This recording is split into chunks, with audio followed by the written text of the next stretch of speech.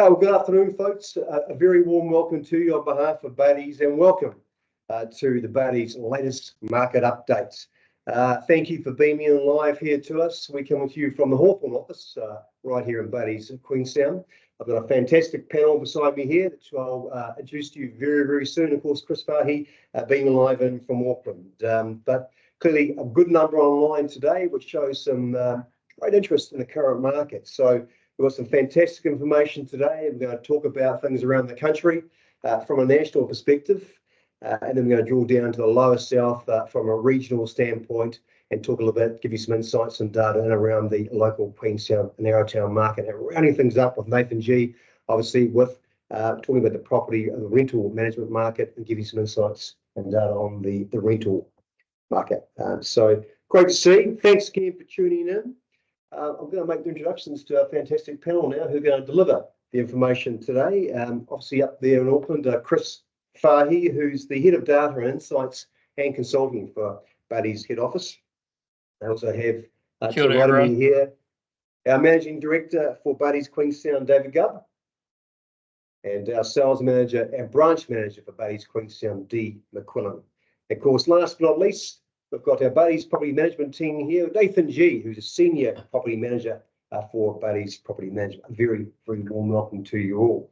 Chris, let's kick right into it. Let's start with you, and let's have a roundup around the nation. Yeah, perfect. Kia ora, team.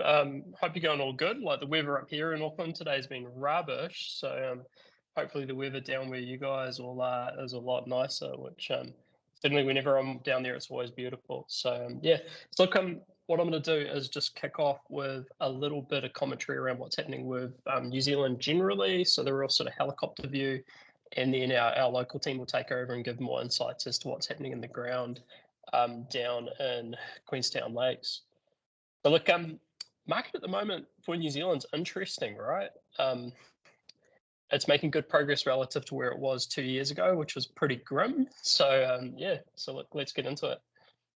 So big picture wise, really the thing that's been driving the market over the past 2 years has been inflation. Now, the good thing is that we're starting to see some good progress around inflation coming down. At its peak, it was up around 7.2%, which was way outside what the Reserve Bank's been targeting. Latest result down around 4%, and in the Reserve Bank's most recent update, they believe by the end of this year it will probably be back within that 1 to 3% target band. So it's generally good news, but right now it's still just that little bit high still.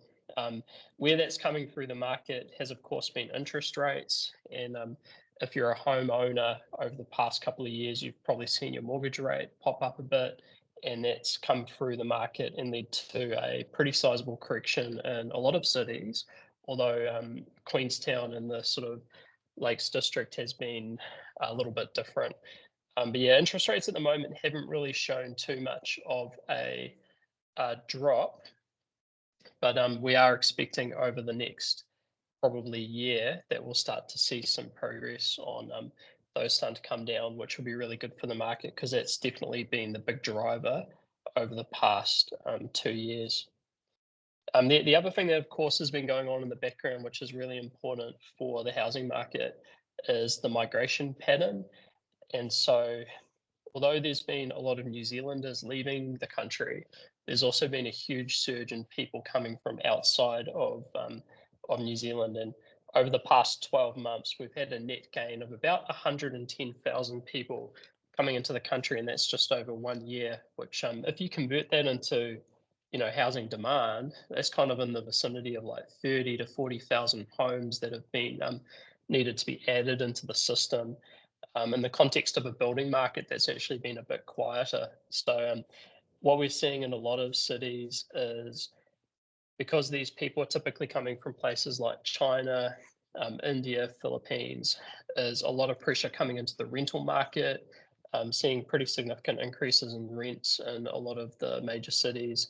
And of course, Queenstown Lakes District itself has had a very, very tight rental market generally, which we'll no doubt chat about later on in the session as well.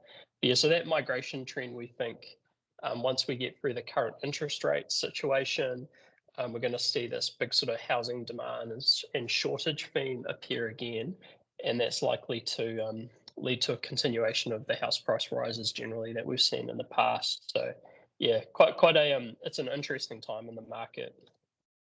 If you look at what's been happening nationally, the market generally has been getting into its recovery. Now, what I would say right from the start is that certain cities have been operating slightly differently.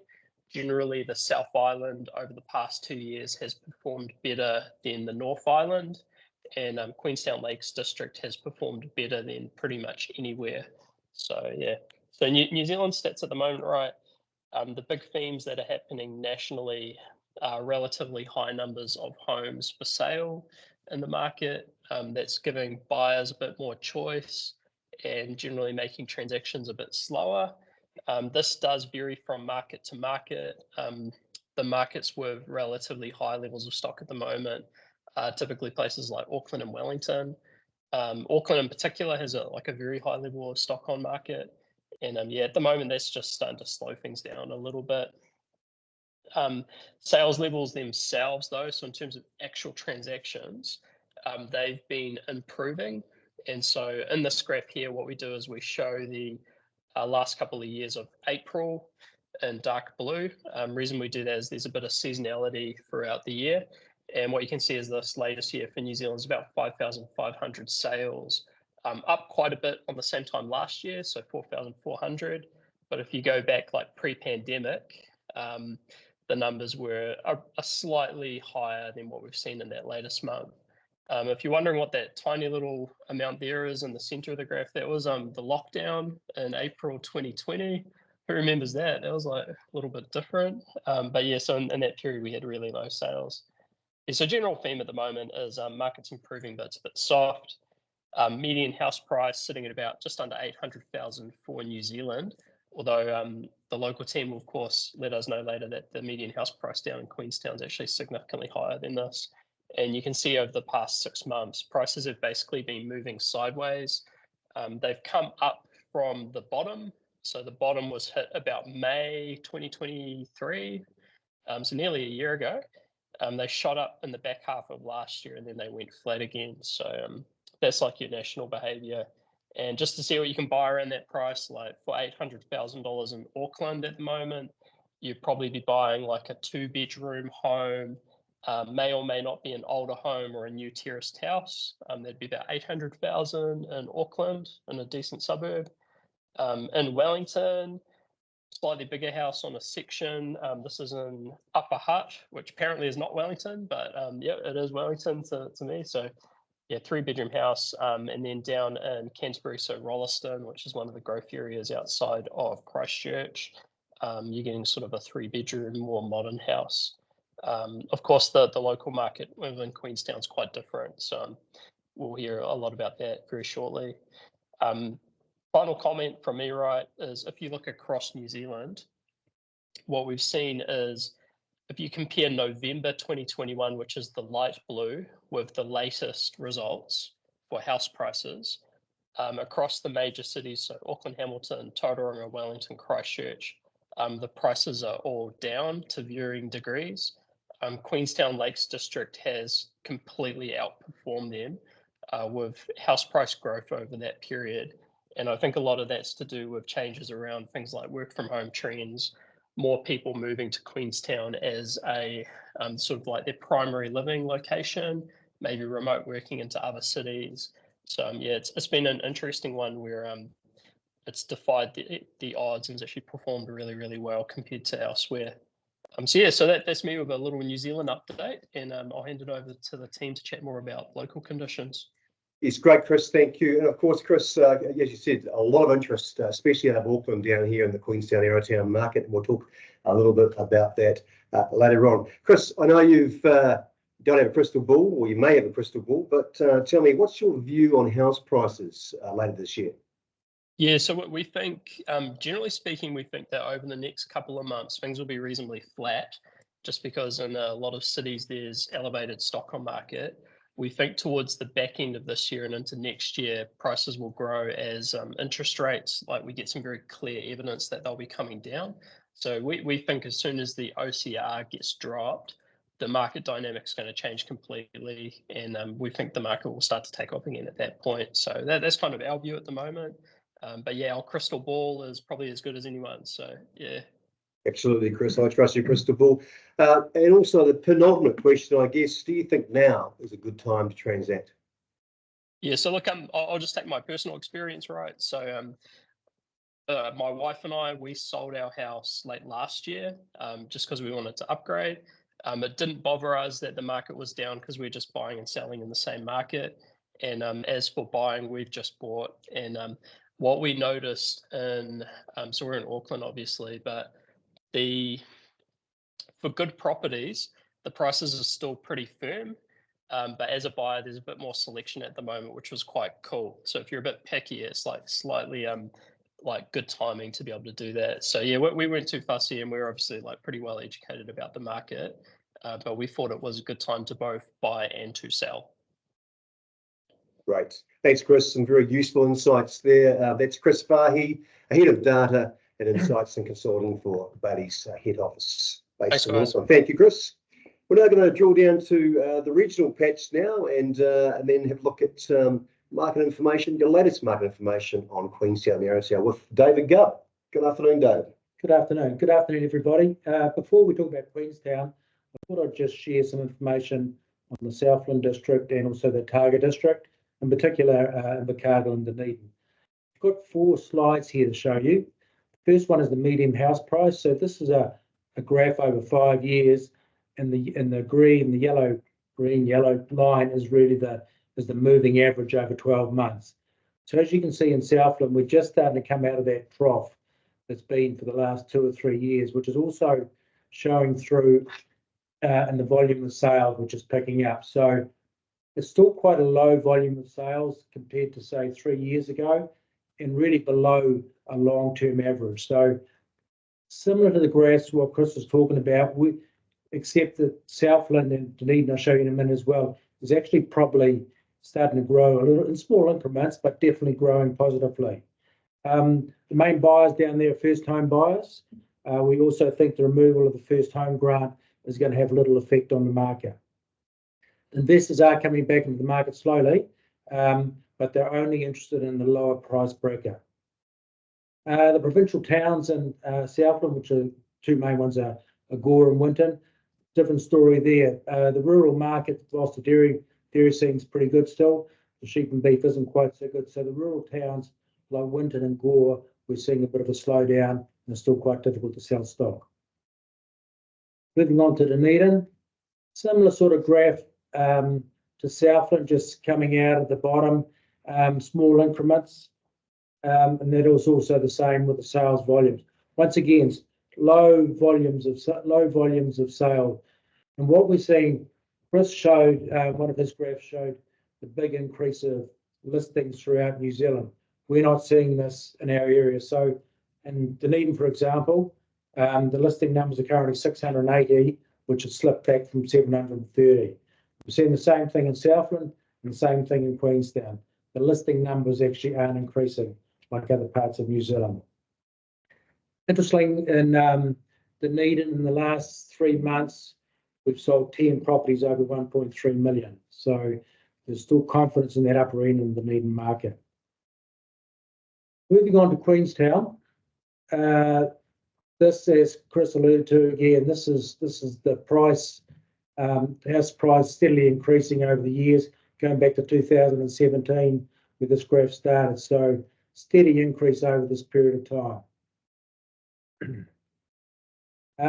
Once again, this is comparing Queenstown in 2020, the peak of the market in 2021, and where we are at the moment. So you can see that all the major cities, they grew after COVID and then have dropped back, but Queenstown has a different effect. So we've got a median house price here now of 1.4 million.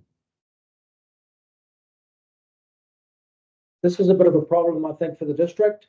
As you can see, the consented numbers are actually less than they were 6 years ago. We're also seeing more townhouses being built. And so there will be a shortage, and Nathan will talk about it a bit later on. So we do think there's going to be a shortage of houses here in the market for rent and for owner occupiers in the short term. There's a lot of consented sections coming through, but at the moment there is a bit of a delay in that. And I'll talk about a couple of products we've got at the market at the moment, but it is a little bit of an issue going forward, the number of house consents.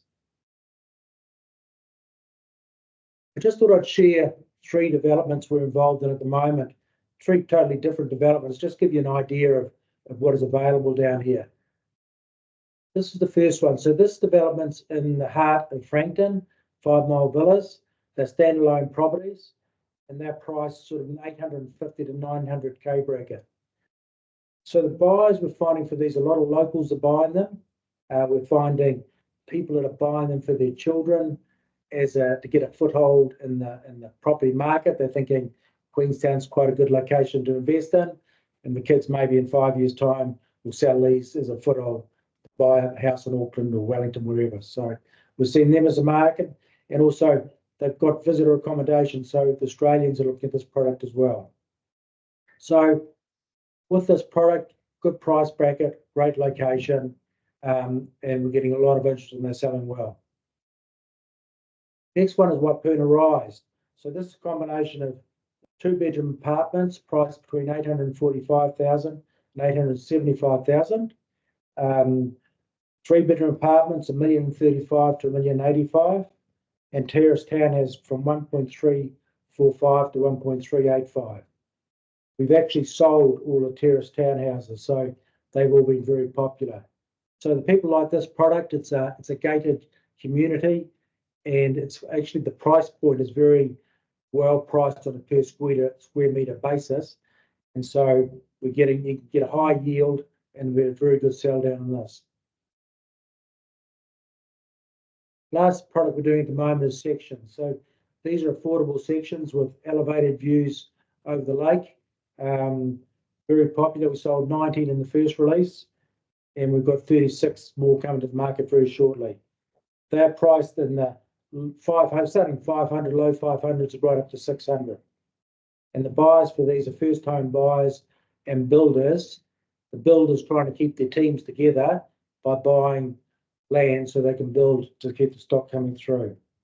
And as per the building consent numbers, there's a lack of sections available in the market at the moment. So that's really hopefully 3 products that you might be interested in.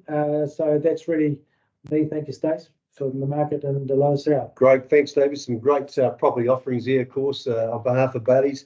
David, you've been in real estate for quite some time. In terms of volume, I know you touched on this before, but in terms of volume, we keep seeing reports in the media that Queenstown Lakes wider region is bucking the trend versus the rest of the country.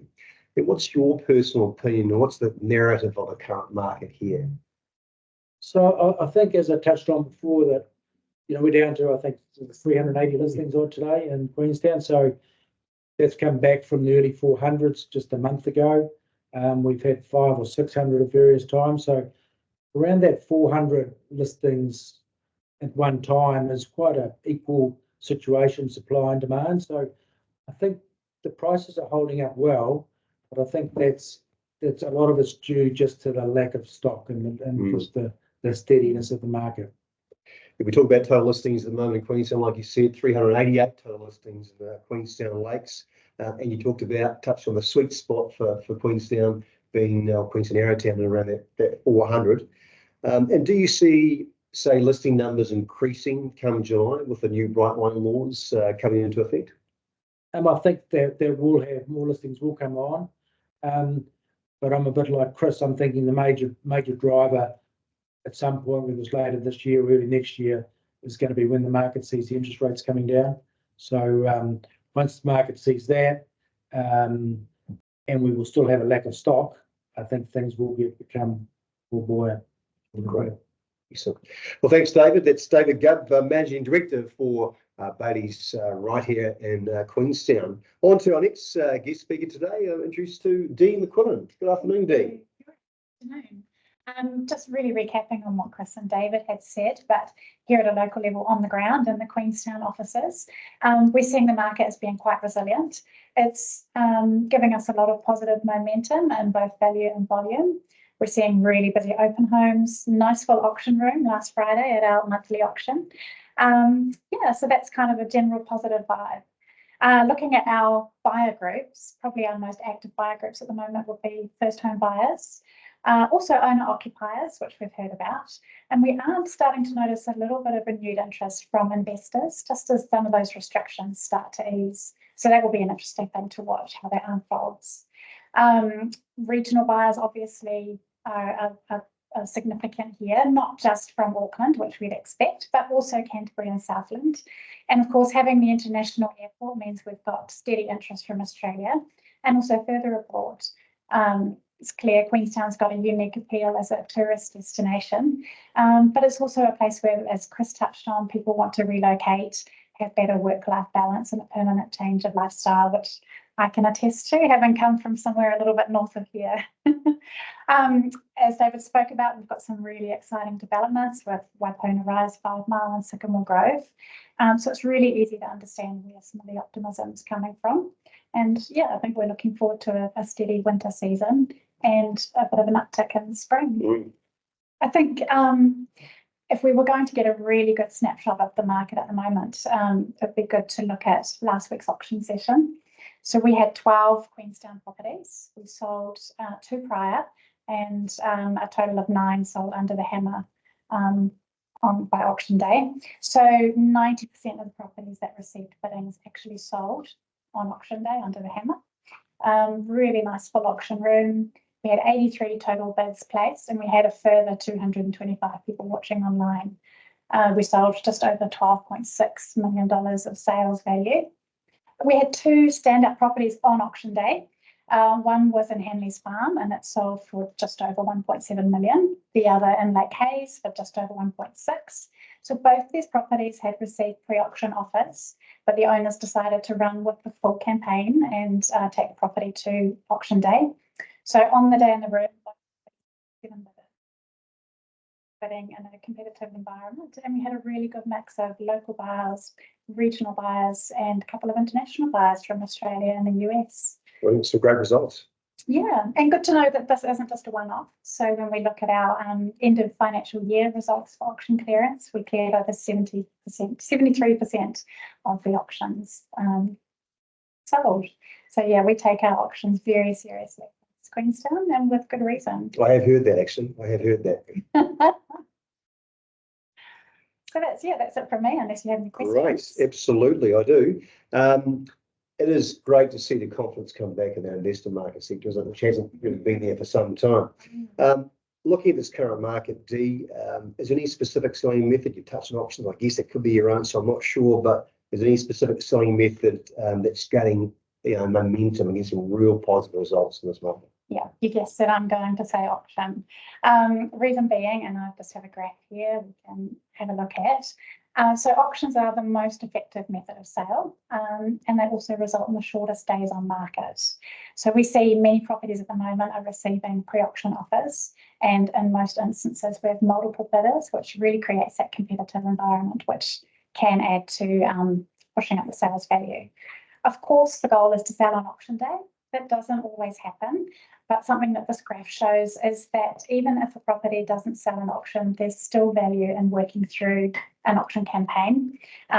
We know that after 30 days on the market, a property is more likely to sell, 102% more likely, in fact, to sell if the campaign started with an auction process rather than any other method of sale. So in that view, it really is probably the most effective campaign to start with. Wow, some resounding numbers there too that really reinforce the selling methods and how effective auctions are. We talk about auctions, we'll continue with that theme, Dee, but when we talk about auctions as a selling method, what does this mean and what advantages are there for both a buyer and seller? Well, starting with the sellers, so our vendors tell us they want a couple of things. They want obviously the best possible price, and most of them want to sell as quickly as they can as well. So a fast result and a good price. By creating a deadline and by encouraging buyers to bid unconditionally, we're uncovering the most serious buyers in the market at any one time. Bringing them together in a transparent, competitive process is what will increase the sales value. And of course, selling at auction is cash unconditional, so it provides a lot of certainty for people on both sides of the equation. From the buyer's perspective, it's really a good strategy to get yourself in a position to bid unconditionally at auction, and that's something that we can probably assist with. It reduces your competition immeasurably, especially in the first home buyer market. We know a lot of those people are conditional. And it's going to show serious intent to vendors that you're there, you're determined to buy, you're willing to negotiate, whether that's mid-auction or post-auction process. We know that it can be nerve-wracking for a lot of first-home buyers to come and bid at auction.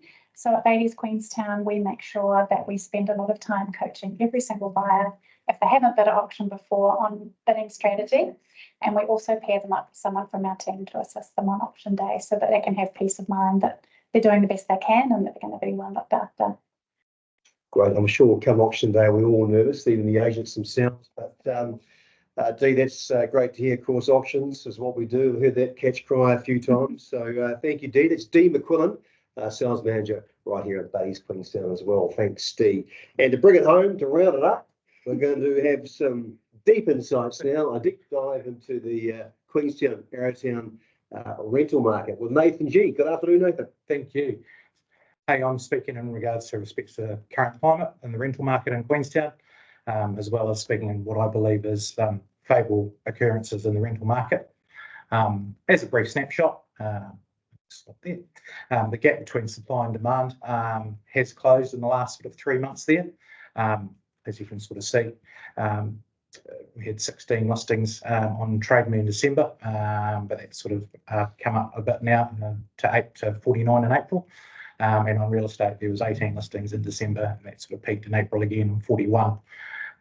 So we are still seeing strong interest in properties.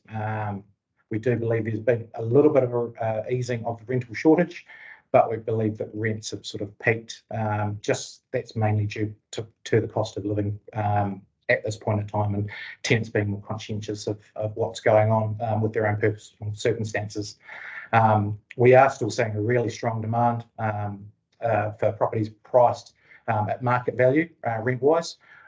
Where properties are overpriced, they are sitting for longer periods of time, or receiving applications that are wanting to maximise tenant numbers at a property, which aren't ideal for any owner. My next slide is our current market rents that we're seeing in Queenstown. So studio units are sort of between $350 and $450 a week. Our one bedrooms are sort of rental ranges between $500 and $600.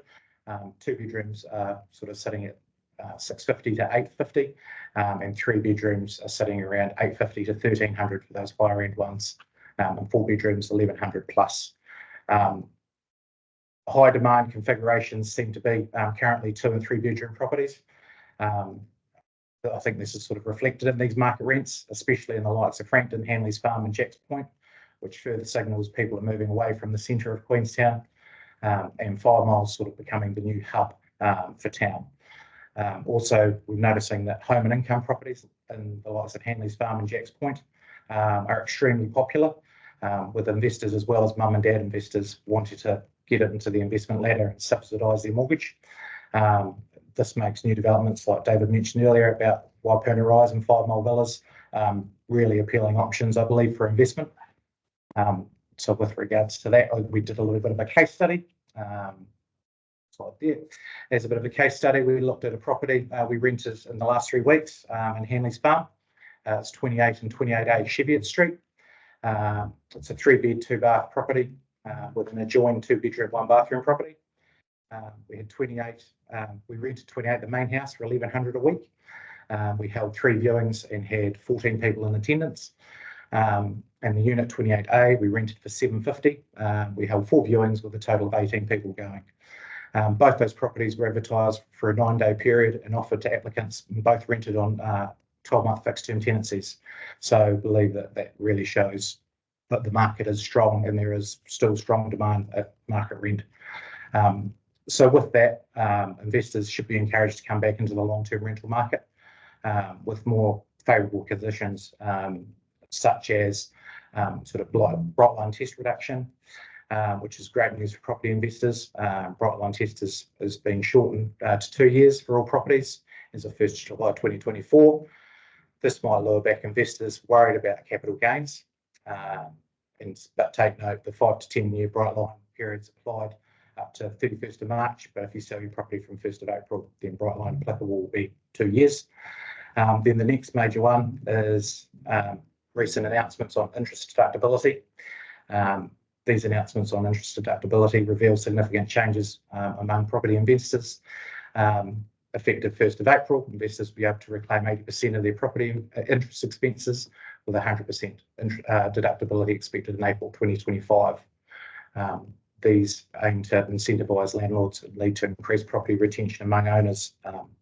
And this surge in supply will help stabilise rental prices, offering long-term advantages for both property owners and tenants alike. As well as, finally, the upcoming Residential Tenancies Act changes. Draft legislation is being developed, and that's going through the process now. This is developed by the Ministry of Housing and Urban Development. The bill passes, it will be introduced into legislation, they are saying late 2024. The amendments to the Act are repealing various changes that were made with the previous government in 2020. And it's important for landlords and tenants to note that these changes aren't yet law, but that's what they're proposing.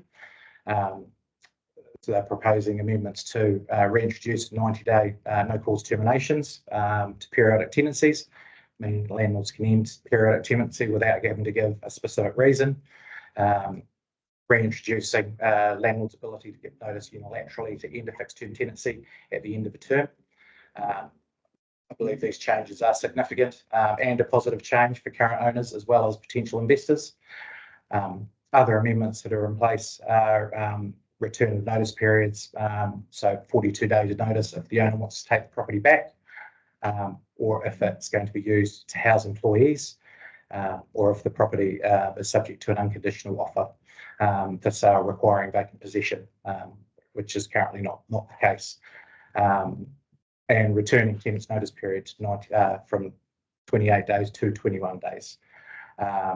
There are other minor amendments that they've mentioned as well. They've sort of made mention of how they're going to modernise notice and documents, as well as tenancy tribunal matters not going to tribunal as such. And they're going to be reading documents only and not forcing people to go into the courts. As well as that, there are possibility of landlords going to be able to charge an additional PET bond under these amendments. This will be set at a maximum of 2 weeks' rent that can be charged in addition to the existing bond in place. So with all of that, in summary, I believe that the conditions in the rental market in the region are looking really positive. And thanks again for the opportunity to speak, and I hope there's been some insight there for everybody.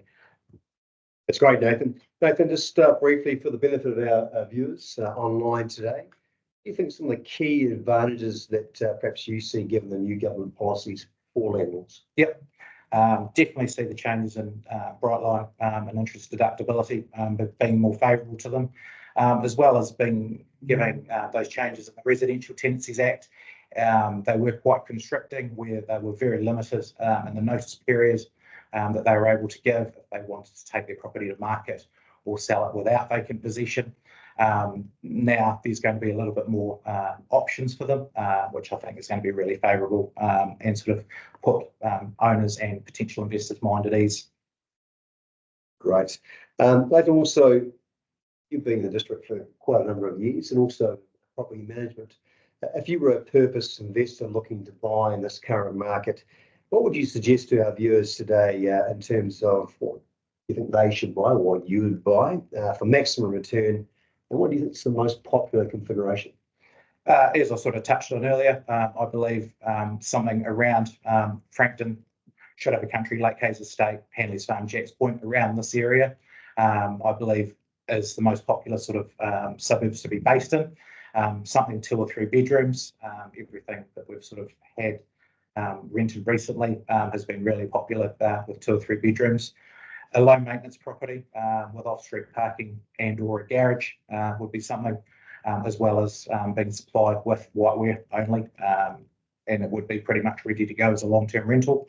I believe the likes of the developments, the upcoming developments, will be something that would be a really, really good opportunity for people to jump on. As David alluded to earlier, there isn't a lot becoming available, and there's less and less rental properties or investment properties becoming available.